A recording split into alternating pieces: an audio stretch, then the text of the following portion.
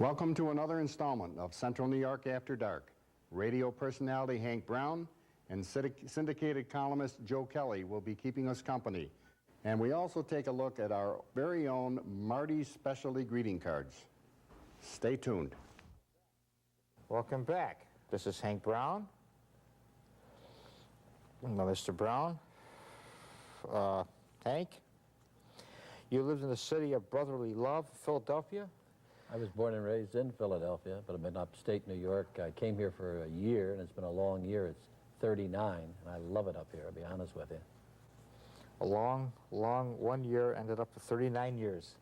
I get younger and bolder every day. Yeah. How did you get interested in the world of broadcasting? Well, I always was glibful, and I always liked clowning around. And when I was in the service, and I was in St. Albans Naval Hospital when I got back from Korea, everybody was telling me all the time, "What are you going to do? What are you going to do?" I said, "Well, I don't know yet. We'll find out." So one day we went over to watch a bout at Madison Square Garden between a guy named Rocky Marciano and this other guy I thought was pretty good. His name was, what was his name? Do you remember his name right now? No, not this moment. Ezra Charles. I told you before, you had 2 demerits already, Marty. Oh, yeah, Jeez, okay. I don't know what to do with you. But I saw that and I said to myself, this is what I'd like to do. I think I'd like to get into broadcasting. Went to school up there at Fordham, and at that time Cambridge was starting a school. They, of course, Syracuse had Newhouse, and Fordham did not have a broadcasting school, so they started in Cambridge, which is part of Fordham in Times Square of New York. Went there, and I did the 2-year course in about 6 months and got myself an associate degree from Fordham, because it was their first year. They grandfathered everything. And I took an audition, and the guy says, "There's an opening," and he says, "I'd like to hear you guys all do different things." So we worked for about 4 minutes, everybody in a telephone booth like. And when we got through, the guy said, "I like that tall guy from Philadelphia." He says, "I'd like to send you up to Little Falls, New York." And he said, "Did you ever hear of it?" I said, "No."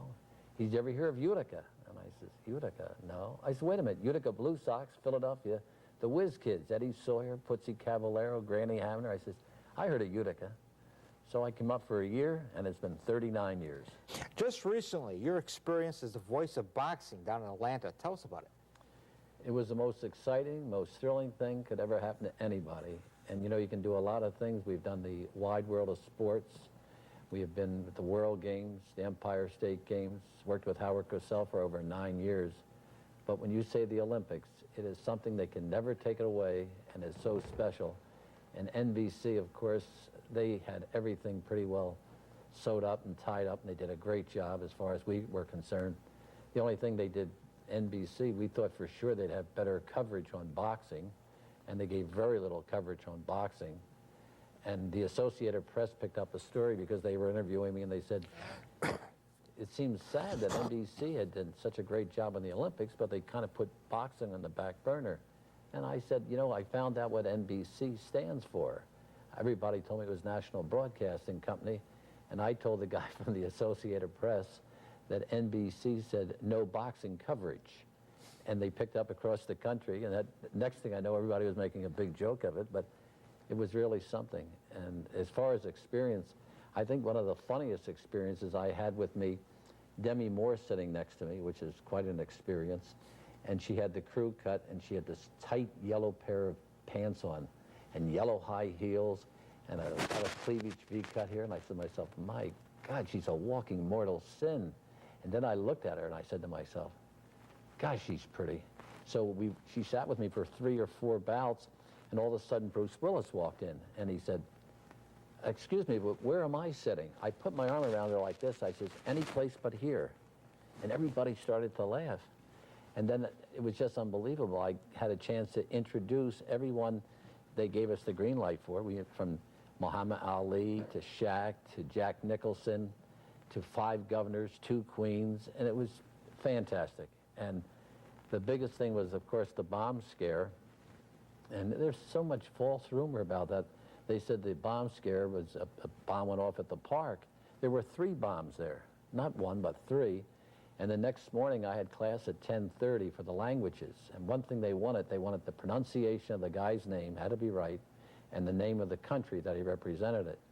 And the funniest part is that I went in there about 22 minutes after 10. I knew I only had about 5 minutes to get to class, and I tested out the microphone. It was good level. All of a sudden, I saw this big redneck Georgia trooper, and he came up and he says, "Get out of here as fast as you can." He says, "because there's a bomb here." So he put me outside at about 25 after 10, and I was out there till 10 or 12 in the pouring rain. And when I came back, they found the bomb under a gurney next to the ring, and it measured 22 feet 1 inch where I was sitting. So altogether there were 10 bombs, not one. But I'll tell you something, the thrill, the bombs, the meeting of the people, doing the Olympics, and introducing and being the voice that introduced the medals, the gold, the silver, the bronze, the national anthem. It is the most thrilling and exciting thing that has ever happened to me. And a lot more has happened because now I've been asked to do the Pan American Games, and I know for a fact that I'm going down to St. Louis, Missouri for the Irish bouts, and the Irish bouts will be against the U.S., and that's going to happen on March 17th. And then I got a phone call the day that I left, and I was supposed to call the next morning, which I did, and I got a call from Mr. Axelford, and I've been asked to do the Olympics in the year 2000 in Sydney, Australia. So I did very well. Opportunity knocked, and I was there, and I'll tell you, it's enthusiasm and being excited and liking what you do and doing what you like, and it's just worked out terrific. Marty, here's a look at Hank in action in his studio on his morning show. Well, let's see that right now. Boo-hoo, I'm telling my mommy on you. I got a 45 like this. Extended play, one of those old timers too on each side.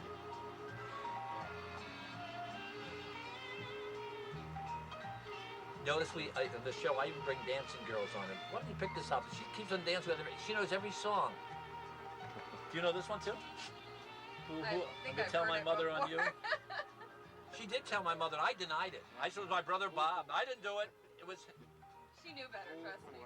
Yes, I trusted you. We had twins. Number 54, the house with the bamboo door, bamboo roof and bamboo walls. They've even got a bamboo floor. You must get to know Soho Joe. He runs an espresso called the House of Bamboo. It's made of sticks and bricks. But you can get your kicks in the House of Bamboo. In this casino, you can drink a chino and it's got to swing it to the top. Okay. I handle the jokes.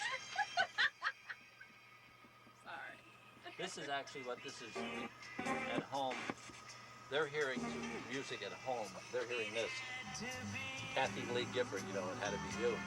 But while that's playing, I lower it down and I cue this record. So in other words, then I bring it back. You'll hear the noise. Now this is all set to go. That's called cueing the record. Because at home when we introduce, I say this is Sinatra. We don't want dead air. No dead air, Boom. exactly. It goes on right away.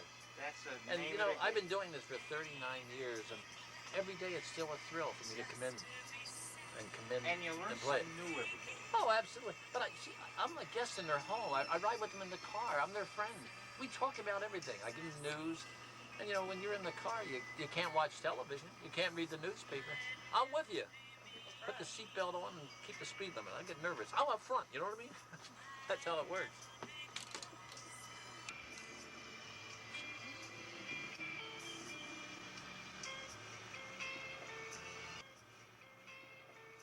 And I know that, or I feel I know that I do more than my share to bring happiness to this community.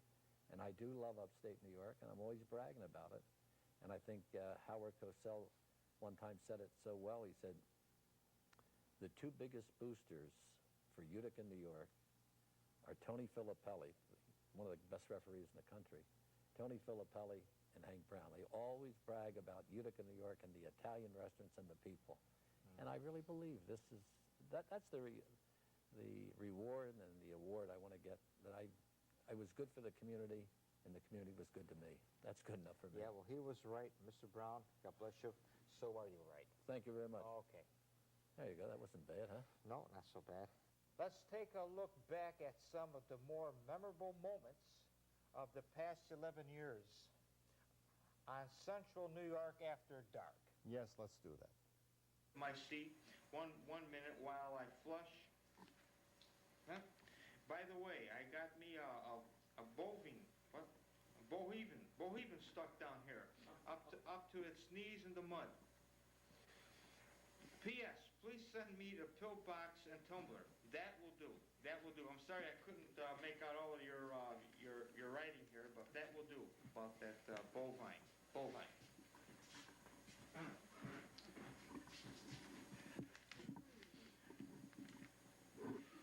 How do you want to get the bovine stuck out of the mud? Well, the best way to do that, if you have an old tractor or some old pickup truck on a farm, tie it around the animal's neck and put the vehicle in reverse, yank a couple times. If the neck don't break, you'll get the animal out of the mud. That's from Christopher Teeple.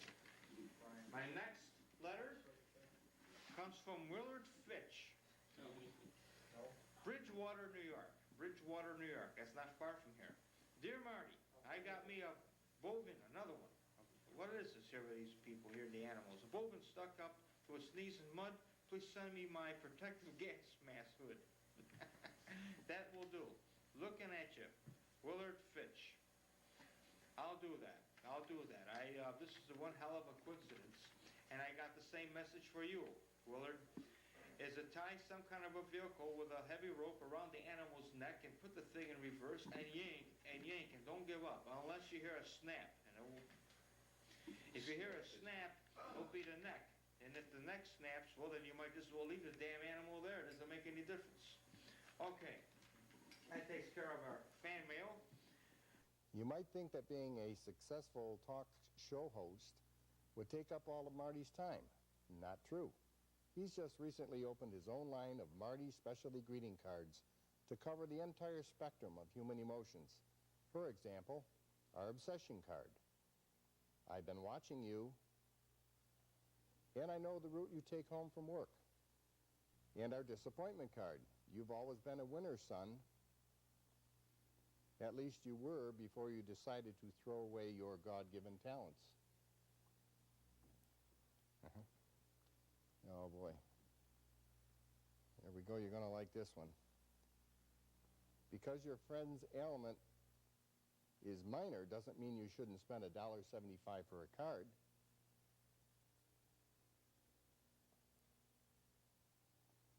I'm sorry you're feeling so terribly dizzy. Greeting cards have always been available for the new bride and recent college graduates. But until now, there has never been a line of cards for people who leech off their friends. I have a few of them, and refuse to work. These new loser cards are perfect for anyone who's living on someone else's couch. For example, I'm not very good at saying things like this, but could you lend me $700? Sure, pal. Oh, we have another loser card here. Just a note to let you know, I'm going to have a lot of lowlights over for a visit at all hours. Another one of Marty's. Beautiful array of cards here. Everybody loves somebody sometime, even dangerous psychopaths and deranged criminals. That's why Marty offers a variety of greeting cards, 2 and 4 cycles. Here's a couple of nice ones. Without you, my life would have no meaning. At least now I have a focus for all my pent-up rage and hostility. Wonderful. I have a few cycles. Here is a true cycle card. Wishing you a speedy recovery so that I can try to run you over again. Oh, wonderful. Nice mother-in-law card.